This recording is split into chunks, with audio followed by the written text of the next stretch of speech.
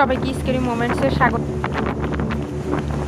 শনিবার স্কটল্যান্ড এবং উত্তর আয়ারল্যান্ডে বৃষ্টিপাতের জন্য আলাদা হলুদ সতর্কতা জারি করা হয়েছে।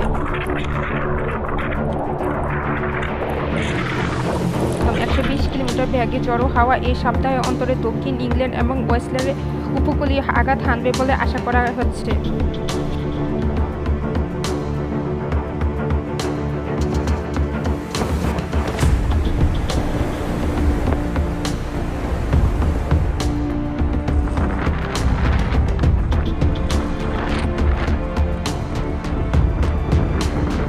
বৃহস্পতিবার স্কটল্যান্ডে প্রায় 1500টি বাড়ি বিদ্যুৎহীন তাদের দ্বিতীয় রাতের অভিজ্ঞতা এবং বৃহস্পতিবার ওয়েস্টল্যান্ডে বজ্রপাতের কারণে সরবরাহ বন্ধ করা হয়েছে।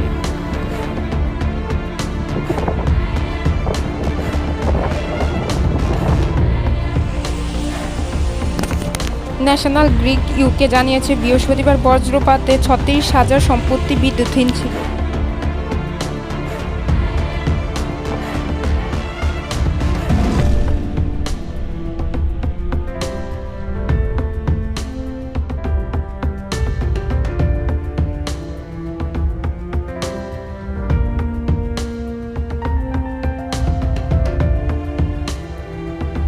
ভিডিওটি দেখার জন্য সবাইকে ধন্যবাদ। পরবর্তী ভিডিও পেতে সাবস্ক্রাইব করতে ভুলবেন না।